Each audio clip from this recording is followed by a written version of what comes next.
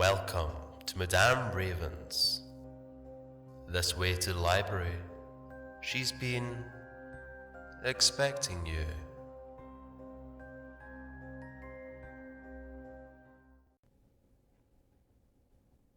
The Urban Fae The Geas, Part 1, by Michael Lockhart. Wham! Wham! Wham! Wham! Further! I screamed in my startled and sudden terror-stricken mind, and maybe out loud. I couldn't tell what with the bells of Notre Dame ringing in my ear. Mortal turds were once again shooting at me. I dove for cover, such as it was, behind a garish, pleather couch with a tall back, typically used as a base for dancers to dry hump, or otherwise their customers in semi-privacy. It was more concealment than cover, but it would have to do until I could flee or scramble to something better. Great, I thought. Wonderful way to end things. My Zorsha certainly wasn't going to be happy with me in Sony's crappy topless joint. It had been an eventful recent time, leading up to my current misery.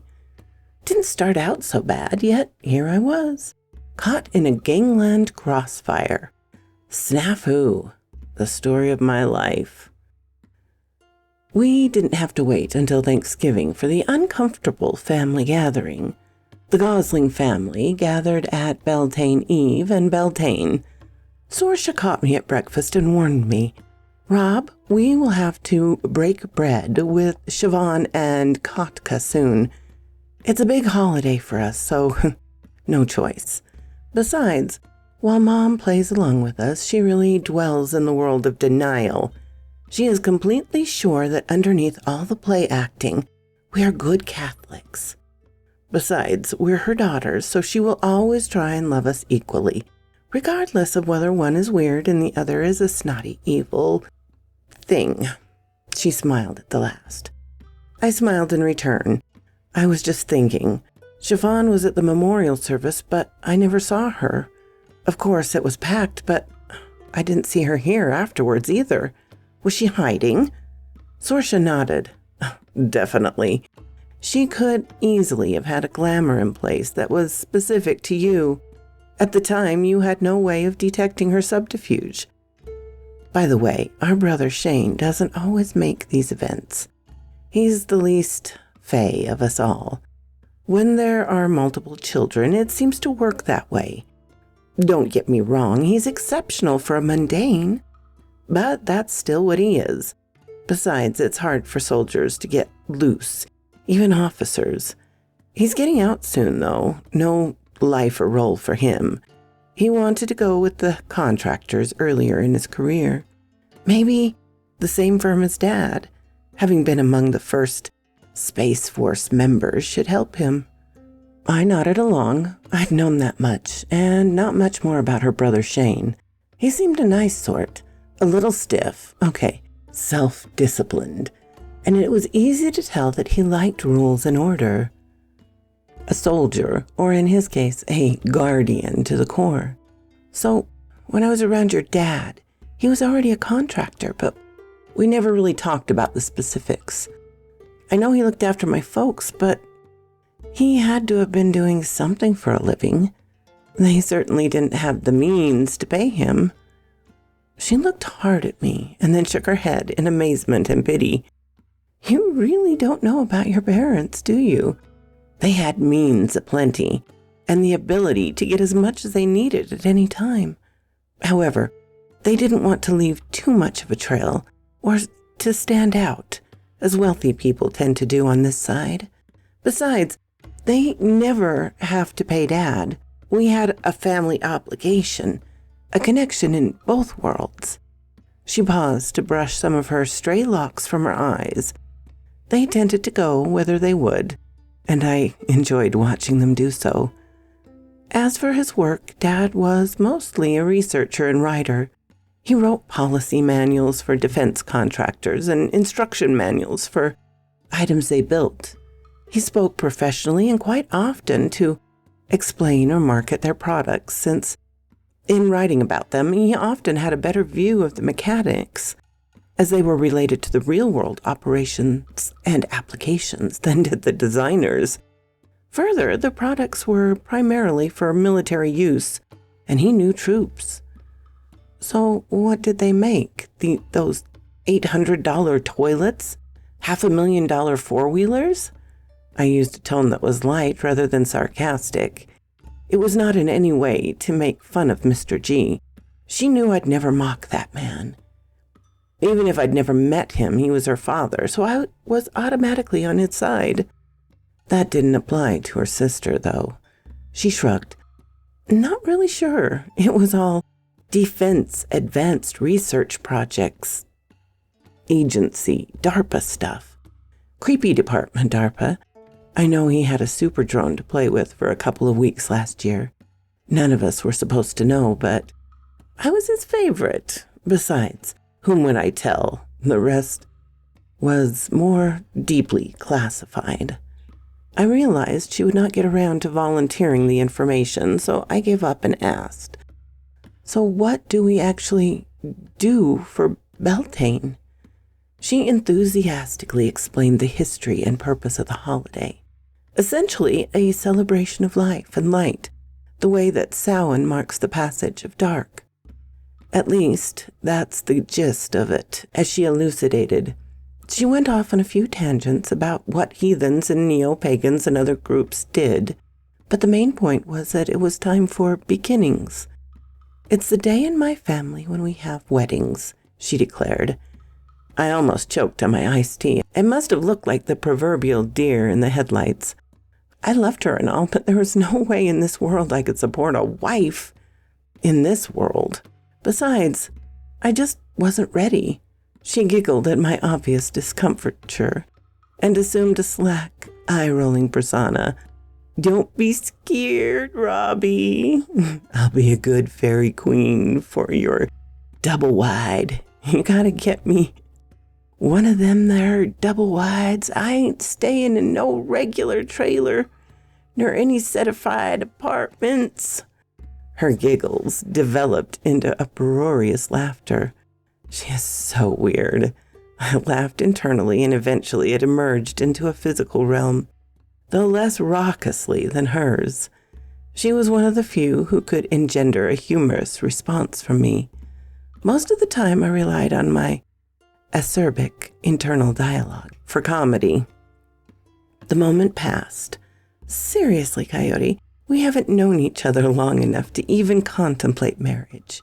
You are mine, never forget it. My Anam Kara, my soul friend. We are bonded, but you aren't ready for the next step, and neither am I. We still have much to learn about one another. Oh, and I don't actually have any qualms about manufactured houses or RV trailers or apartments. I'm a little spoiled by my current abode, but I'm not some snobbish jerk." She took my hand in hers. I always liked it when she did that. It brought instant calm, instant assurance that I was where I should be, and the world was right. I just wish it would stay that way for a little longer at a time. "Urgh," I growled internally. I had to step outside for a break from the family tension. Sorsha, more accustomed to it than I, remained inside and worked with Siobhan and Kotka to prepare for whatever ceremonies they had in mind. Ms. Eli was a staunch Catholic, so she'd gone to bed, and likely to pray that we'd all change and switch over to her way of believing. Not bloody likely. I inwardly channeled a line from an old movie delivered expertly by Sean Connery, and I always heard it in his voice when I recalled the soliloquy. She was likely playing for Kotka as well, or at least the glamour he wore. An over-the-top LMOPQRGBT? However many letters, the alphabet that currently applied to the PC lexicon. He sported a day-glow yellow long-sleeved tee with a rainbow stripe from the shoulder to hip, tight orange yoga pants, his own, naturally purple hair, and an outlandishly intricate layer of piercings and jewelry. You get the picture. Technicolor nightmare of garishness. It was Siobhan's way of being obnoxious to her mother while pretending to be a decent person who wanted to save her friend. I caught a slight shiver and suddenly felt that I was no longer alone in the yard. There was a presence. My heart leaped into my throat and pounded. What the foob? I cut off when I saw that it was Tom Tildrum. He sat and stared up at me with that inscrutable manner of felines. Then he smirked. No other word for it outside of the thesaurus. Great job, Tom. Do you have to keep trying to give me a heart attack? I wasn't sure why I spoke to him as though he understood, but it seemed natural to do so with this particular specimen of nefarious feline. Then he told me why I was so inclined. That's what we do, Cal Rob. Cat humor. You wouldn't understand. He spoke. Well, I heard and understood his words. It wasn't like his muzzle was adapted for human speech, but the words reached my ears via regularish sound waves. It's a gift, he continued. Twice each year we get to communicate in this way. You may as well have a seat. The girls will take care of their parts, and we males have nothing to do until later. Except have a short chat. He licked his paw, then sprang over to stand back arched beside a nearby lounger on the back deck. I took my place in the lounger, and after a short spring, he made himself comfortable as he sprawled across my shins and feet. He was lighter than I'd imagined, considering his apparent size and bulk. There are some things that the Goslings simply don't know about you, and far more that you don't know about them. I know, because it's part of who I am, especially as part of the royalty of Otherworld Fae. I eyed him suspiciously. So you actually do understand when we talk, I said, as though it was some great revelation. His eyes squinted for a moment, mild annoyance, as if I understood cat kinsology. Of course, I'm hardly an imbecile, just because my vocal apparati are not designed or accustomed to human languages, except for the smattering of ancient Egyptian. Now, to more important matters. As a reigning monarch, I have other responsibilities and communications to make while the opportunity lasts. So no more interruptions. I nodded silent agreement, and he continued, a satisfied expression on his furry little puss. I had to cackle internally. I read that word used for face in some old novel. Maybe heard it in an old movie. Oops, he was talking again. Inner headshake of wonder on my part. You have studied lore and have visited Otherworld a few times. You've even had Fae provide training and instruction. However, that had mostly to do with skill and some basic knowledge. There is more to learn, so pay attention. He dug his front claws into my leg, just shy of drawing blood. I paid attention. You are starting to see that the world around you is overlain with Otherworld. They occupy the same space in some ways, and are totally separate in others. The city was built over a pristine forest with meadows, lakes, and streams. Several mounds or rounded hills in Mundania, yet it overlaps a population center in Otherworld. You might recall that there are still hills and rises, though many have been plowed over to level the land for building. Otherworld connects closely to Mundania all over this area. Many locales have become portals or vestibules for beings to travel in either direction. You've witnessed the way Otherworld beings seem to pop into and out of existence in Mundania, or to occupy spaces that seem much too small. The bridge troll is an excellent example. You saw the darkness behind him. That was his cave, his dwelling place in other world. He was fortunate that the opening to his lair ended up under a bridge. Plenty of prey, and trolls do prefer things dank. I digress.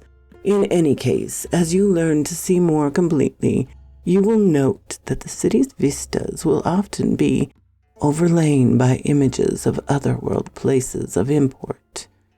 Species in both realms are drawn to the same location. You'll have to see for yourself. What was your impression of the big man you've now met a few times? I thought for a moment. I sometimes felt like silly, but like I was talking with the big bad wolf. He possessed a wild, lupine quality. I shrugged and hoped that I'd been clear enough for the oversized kitty to comprehend my impressions. I didn't tell him that the big man even smelled of wolf. I wasn't sure how I even knew that. Mac tir mor, in one of your Mundanian tongues. Sound familiar? I know I can be obtuse at times, but I wasn't actually stupid. Like McIntyre, with more on the end. I managed to avoid adding an upward inflection, as though it was a question. I knew I'd made the correct connection. I recall that the name was associated with wolves. I get that part, but what does Moor mean? He grinned. Big, large, or great, depending on the context. You actually were, at least by cognomen, speaking with the big, bad wolf. It was my turn to grin. Thank you. I've always felt like we had some connection. Wolves and coyotes, I suppose. A big critter and a smaller one. Though I was almost as tall as him, just not as broad. Tom nodded sagaciously. You are still young. You come from a long-lived, slow-growing people. I must leave it for him to tell you any further details. But suffice it to say that you may trust him as far as you can, any Fae. He has taken a positive interest in you, and that bodes well for your chances at surviving. Now the most important part of what I must tell you. You recall the concept of the geas. He did not wait for me to acknowledge that I did. He knew. There are 3 placed upon you, a typical number, and it is common for Fae folk to have these rules that apply specifically to them. In addition to other rules of the world, these individual rules, geas, are stronger than any law or practice of this world. You must adhere to them or face disaster, up to and including your physical demise. I had to admit that he had my undivided attention. Stay within the guidelines of your geas, and you have a chance of living a long life. 1. Enter an occupied residence only when invited by one or more of its occupants. 2. Never eat the flesh of a cat or catkin, nor drink its blood. 3. Once you start a quest, you must complete it, despite any delays or the seeming futility of the objective. Now, I have to go. I have pressing business, elsewhere. Before I could speak, and while I was in the early stages of reacting by sitting upright, he was gone. In that black swirly way he had. Foobar, I thought. Now I have laws that I must follow. Oh, what a snafu. We managed to make it through the holiday without starting World War III or whatever one were on these days. I stayed outside after Tom had left or whatever he did with that swirly thing I noticed some brightly caparisoned folk who scampered out to the lakeside by crossing the Gosling lawn or the roadway out front, and I saw by the orange-yellow glow beyond the trees that someone had lit a large bonfire. I heard shouts and revelry and music set to a frantic pace, accompanied by cheers and applause. Wonderful, I thought. Some nosy, rich neighbor will probably call out the fire brigade. When I asked Sorsha about it, her eyes widened in surprise. Why, Rob, I'm sure there were a few costumes. Those people weren't all locals. This is one of the 2 times per year that Otherworld and Mundanes are more open to one another, and for a brief time, there are far more portals.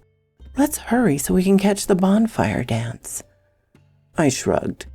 You grew up on this stuff, but I'm still getting used to it. I doubt I would have seen anything a year ago, and I wasn't even wearing the headband, so I must be improving. We held hands and hurried down to the shore. Siobhan and Kortka followed at a little distance. Neither had spoken to me more than was necessary for the purpose of the most basic decorum, and then only in the presence of Miss Ellie. Sorsha told me that their excuse to Miss Ellie was they didn't approve of me living in the house now that Sorsha and I were an item. Siobhan had her mother convinced that she was every bit the good Catholic girl that her mother was. She was a prevaricator of exceptional talent, and my practiced mendacity, excellent though it was amateur by comparison. When we reached a point where we could see the activity around the fires, I registered. There were 2 of them. I could make out the figures as they leapt and danced. Each worked his, her, or its way around the outer part of a loose circle of others and then made a run between the very smoky fires. Each shouted a phrase as he passed between the flames, and many dropped items onto one blazing pile or the other. I glanced at Sorsha. I loved her, but she was definitely weird, and now she had me participating directly in the weirdness. I immediately forgave her. No one could look at that profile and hold a grudge. Besides, I'd been to Otherworld and was some sort of fae myself. If that wasn't weird, nothing was. Couldn't be a hypocrite. Lying is fine, especially when there's a goal to it. But hypocrisy didn't sit right with me. She squeezed my hand. Stay close and watch. When it's your turn, pass between the blazes and cast-offs, whatever burdens you may be carrying internally, by shouting it into the smoke and fire. In the old days, the smoke was used to clean parasites from the hides of cattle before the people drove them to high pastures. It's mostly created by sage and other spices. We use them to cleanse the encumbrance from our minds, bodies, and souls. You can make as many as 3 trips, but you always have to fall back into the line of dancers and await your next turn patiently. If you have a physical talisman, you may cast them into the fires. Many people use bones, an old tradition. I hadn't told her about the conversation I'd had with Tom. I figured that she likely knew all about his abilities. Yet at the moment, the only burdens I felt were the 3 geas of which I had been so recently apprised. I was worried that I'd inadvertently break them or be tricked into doing so. With that, I watched as Siobhan and Kortka worked their way into the dance. It was the first time I'd witnessed either of them look happy. No, joyous. No, elated, full of ecstasy. There was no way a happy Siobhan could bode well for me. I did my part and soon lost myself in the frenetic pace of the dance and the wild strains of the music. By the time I'd completed my 3 runs, I felt exhausted.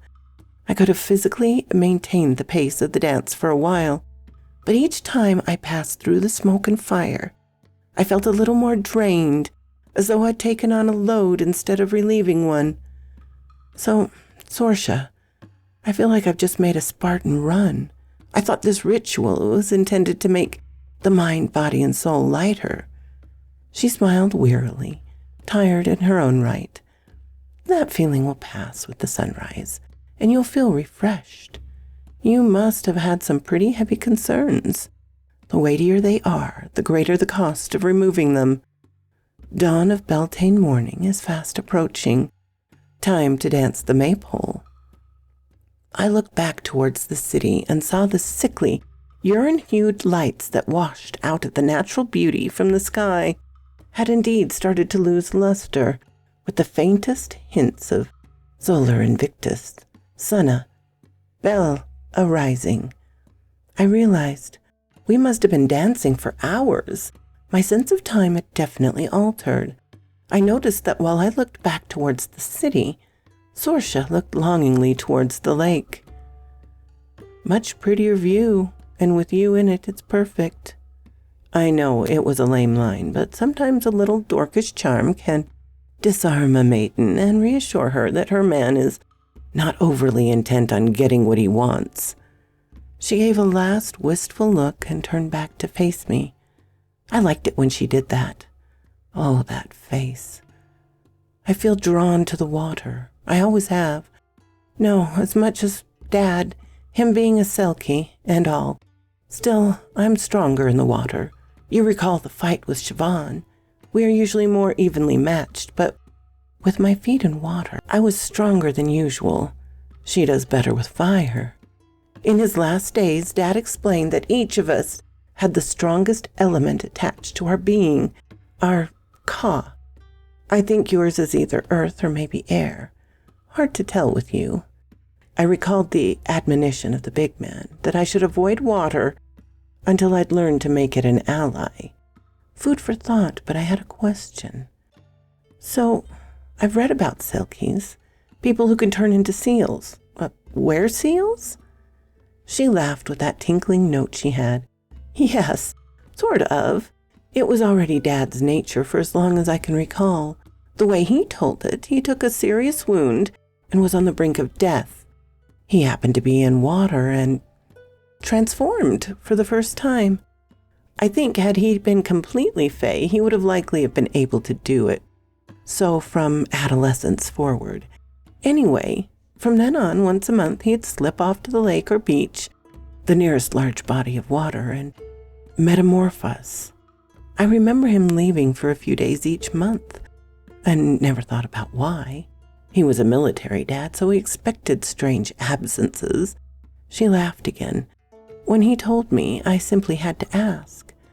So, Dad, if you can turn into a seal, why didn't you join the Navy Special Forces? I didn't get any further.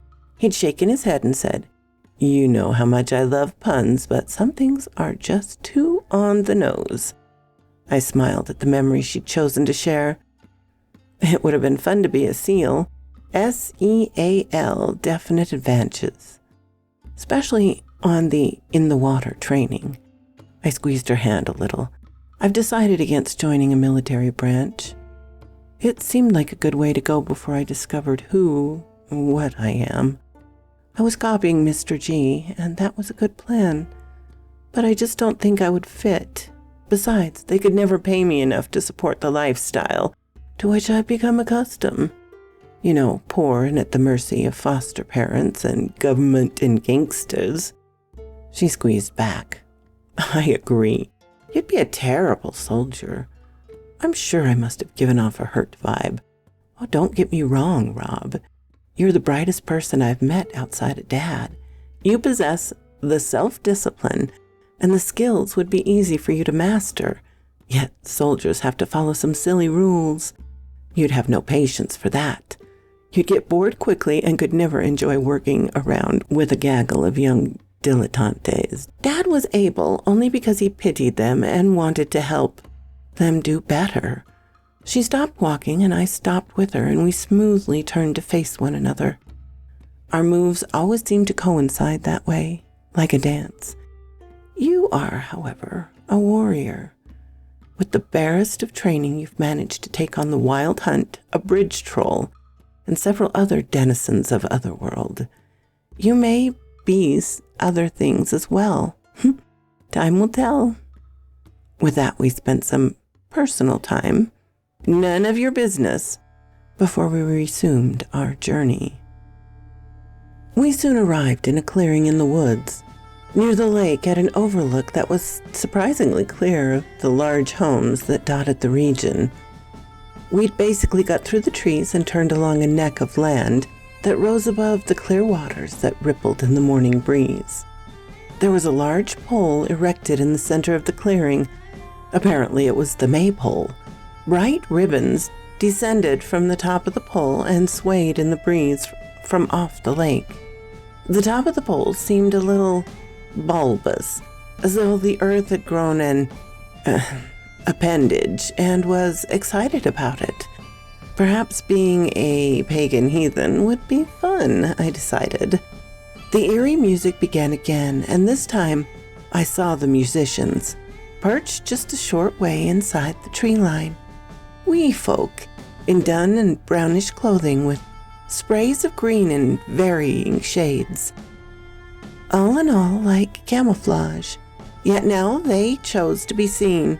They appeared as though they'd been companioned in bright, colorful hues. Their faces were open and pleasant, and they really seemed to enjoy what they did. I'd been living too long among knuckle-draggers to have heard much actual music. Plenty of beat and rhythm and urban noise. But once I'd heard otherworld music, I was spoiled for anything else. The melodies could cause one to be hypnotized, enthralled in a moment, chasing notes around the trees and over the horizon. My reverie faded, and I found myself holding fast to a ring at the end of one of the long ribbons. Sorcia stood to one side and Siobhan on the other. She was smiling again, though not in ecstasy, but rather in that way that cartoonish villains do when they think they've won. I didn't have time to consider what triumph she's clearly celebrated. The dance had begun. It was lively, though not as frantic as the bonfire dance. It started stately and slow, the dancers intertwining the ribbons as they passed, weaving around one another, men in one direction, women in the other, in and out, always weaving the ribbons and wrapping the pole. The pole was soon ensconced top to bottom in intertwining bright colors. I was once more lost in the music and in the steps of the dance, when shouts impinged on my hearing, and I watched the bright light of the day fade quickly into a dim shadow under heavy black clouds that billowed and swirled unnaturally to create a gloom that was as dark as night, as though Iberus himself had descended upon the gathering.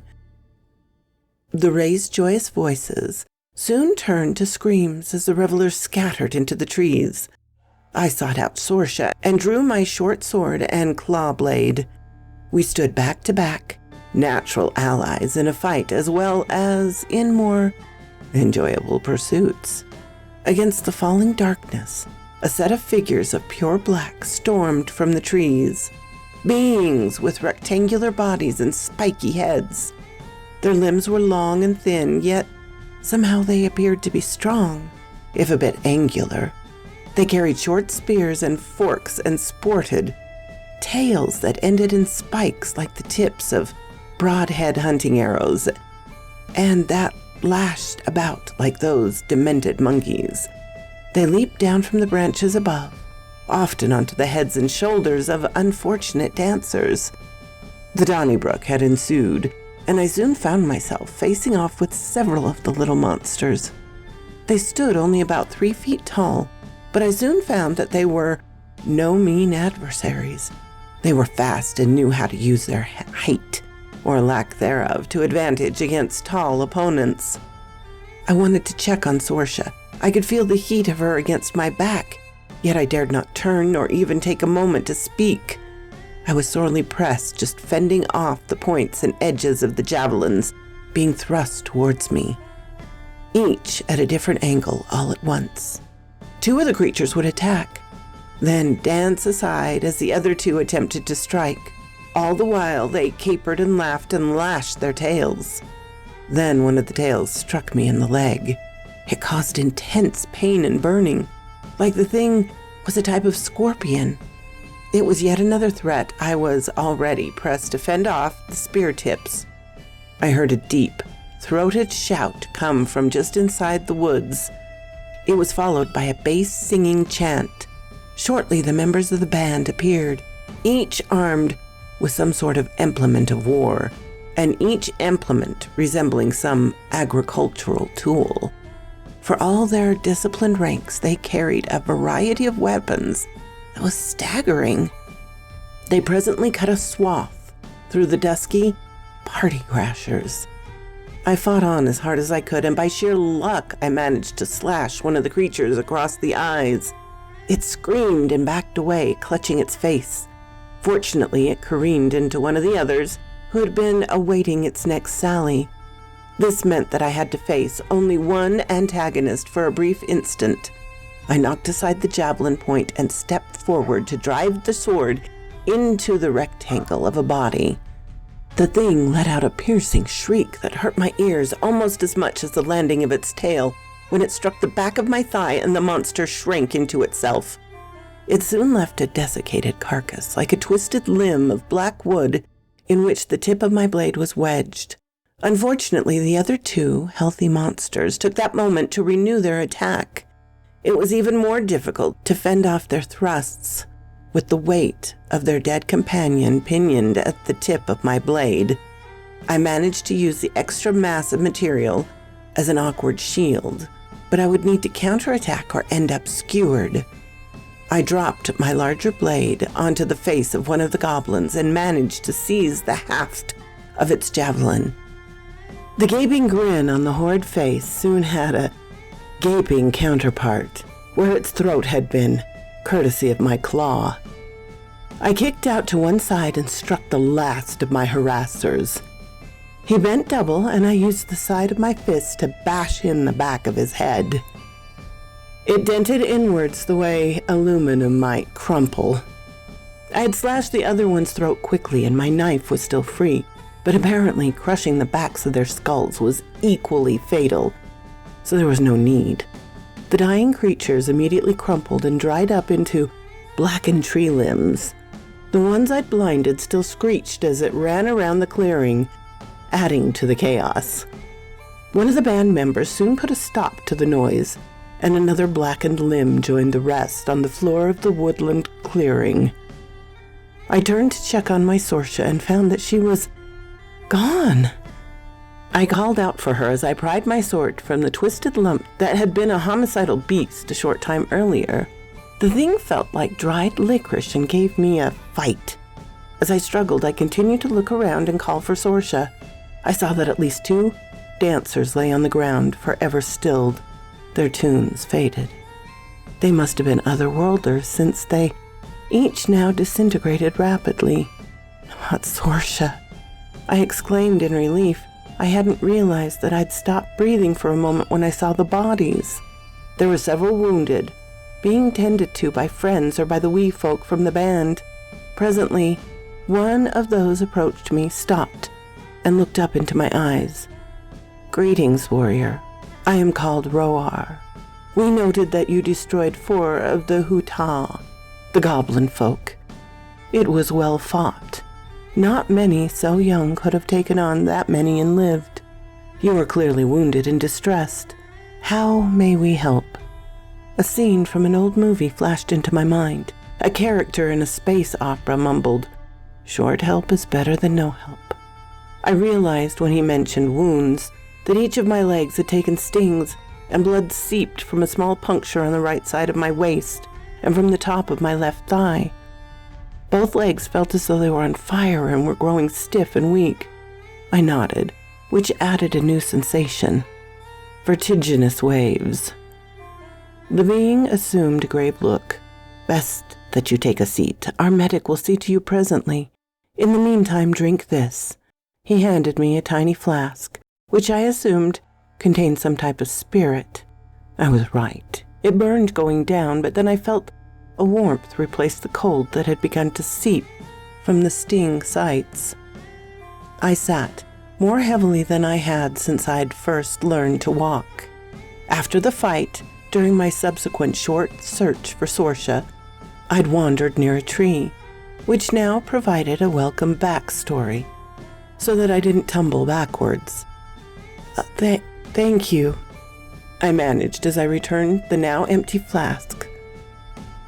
Funny, I thought. I know I drained it, but I swear I felt liquid swashing as he took it from my hand. Oy Faye. Did you by any chance see my girlfriend, the stunning red-haired young lady? Roar shook his head. No, like you, we were busy. It's odd that a Hu Tao attacked during the day and on this holiday. We were most surprised of any. They are our ancient foe. Here comes the medic. Try to rest easy while she checks you. In the meantime, know that you are now a gnome friend. With that, he reached out, and with little axe he held and brushed my left cheek in an odd swirling pattern.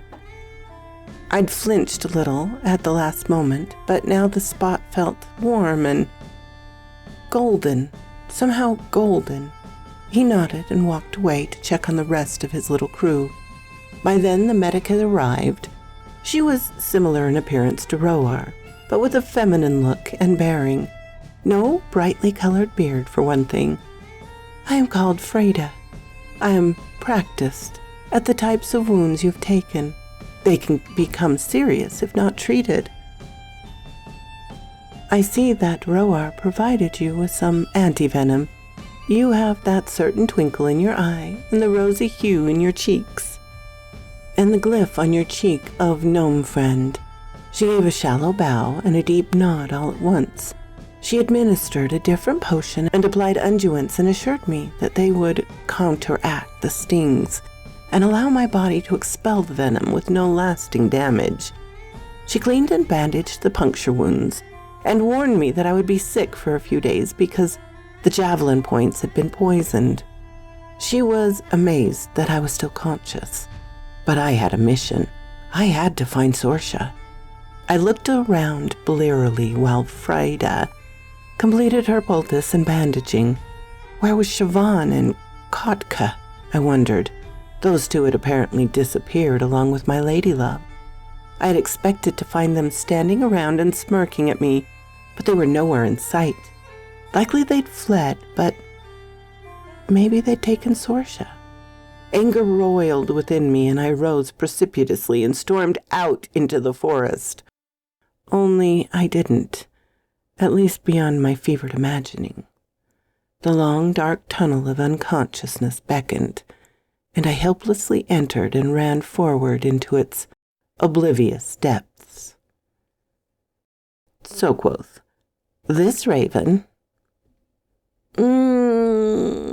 I hope you enjoyed that, my darlings. I absolutely love to follow Coyote's adventures, and so glad we have another set. This is part 1 of 5. So yeah, exciting to take us into summer. Have a lovely day, darlings. Thank you so kindly for stopping by my chateau, my darlings. It does mean so much to me. Please, if you have not subscribed, as many of you have not, please do so. Give me a like so I know what you would like to hear, and comment. I always love to read your comments. And special thanks to my Patreon and membership supporters. Ciao, darlings.